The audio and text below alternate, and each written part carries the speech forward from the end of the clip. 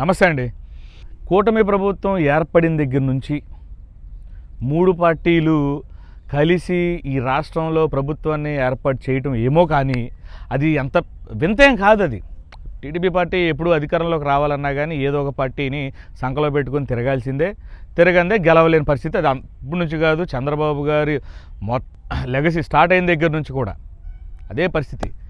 ఒక్కడే వస్తే ఓడిపోతారు. సరే, ఇది విషయం అయితే కాదు. కానీ ఈ 100 రోజుల పరిపాలనలో చంద్రబాబు గారి మార్కు పాలన ఏంటంటే ఎవడింట్లోకి ఎవడ పెళ్ళం దూరుతుంది, ఎవడ పెళ్ళంతో ఎవడ తిరుగుతున్నాడు అని మొదలుపెట్టి తిరుపతి లడ్డూకే ఎసరు పెట్టారు.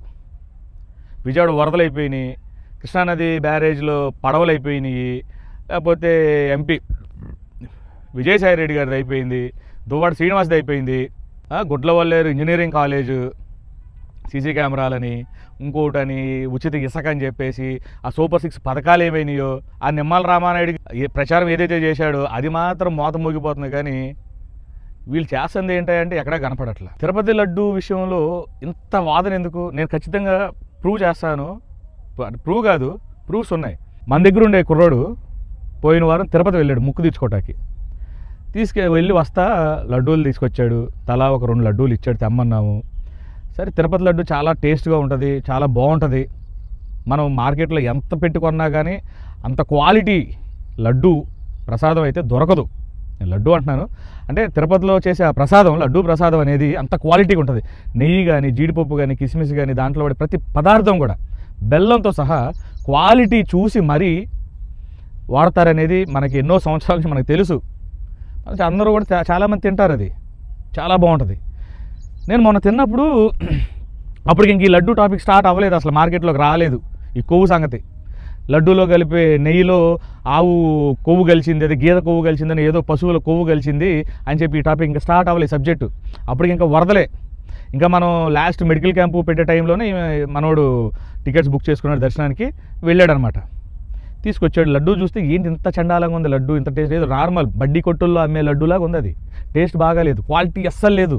మా ఊరు తీసుకొచ్చిన లడ్డూలు ఉన్నాయి, క్వాలిటీ అయితే ఖచ్చితంగా తగ్గింది. క్వాలిటీ బాగుంది అది అంటున్నారు. ఈ 100 రోజుల పరిపాలనలో మరి టీడీపీ కూటమి ప్రభుత్వమే కదా ఆధీనంలో ఉంది. తిరుపతి దేవస్థానం ఏం జరుగుతుంది లోపల, ఏం లోపలికి వస్తుంది? ఇదే చంద్రబాబు గారు, పవన్ కళ్యాణ్ గారు గత ప్రభుత్వం ఉన్నప్పుడు, జగన్మోహన్ రెడ్డి గారు ఉన్నప్పుడు లడ్డు సైజు తగ్గిపోయింది, లడ్డు రేటు పెంచారు, క్వాలిటీ లేదు, లడ్డూలో నాణ్యత లోపించిందని చెప్పేసి రకరకాలుగా తిరుపతిలో మత మార్పిడి జరుగుతుంది, మత ప్రచారం జరుగుతుందని చెప్పేసి మీరే పెంట చేశారు తిరుపతి గురించి గతంలో. మరి అంత ప్రచారం చేసి, అంటే గత ప్రభుత్వంలో తిరుపతి అంత నాశనం అయిపోతుందని చెప్పి ప్రచారం చేసిన ఈ కూటమి ప్రభుత్వ పార్టీలు అధికారంలోకి వచ్చిన తర్వాత తిరుపతిని ప్రక్షాళన చేయాలి కదా. మీరు ప్రక్షాళన చేయకుండా మీరు ఏం చేస్తున్నట్లు ఈ 100 రోజుల్లో?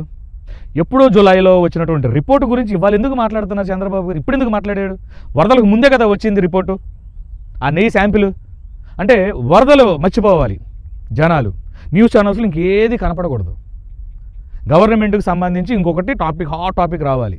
అరే, వరదల్లో విజయవాడ వరదల్లో మునిగిపోయి 10 రోజులు నీళ్ళల్లో ఉండి వాళ్ళు ఇవాళకి కూడా నీళ్ళు అంతగా చస్తున్నారు. షో అన్నమాట. నాదెండ్ల మనోహర్ గారు, చంద్రబాబు గారు వీళ్ళందరూ ఎంత షో చేశారంటే లైవ్లో మేము చూసాం కదా. ఇవాళకి ఇంకా కండ్రిక, ప్రకాష్ నగర్, రాజీవ్ నగర్ పేదవాళ్ళు ఉండే ఏరియాలో సౌకర్యాలు అందాల్సినవి అందక లేక చిన్న చిన్నగా పనులు చేసుకునే వాళ్ళు చాలా ఇబ్బంది పడుతున్నారు. వీటి గురించి ఏం చెప్పకుండా లడ్డూలో కొవ్వు కలిసింది, లడ్డూ తయారు చేసేవాడికి కొవ్వు ఎక్కువయ్యింది.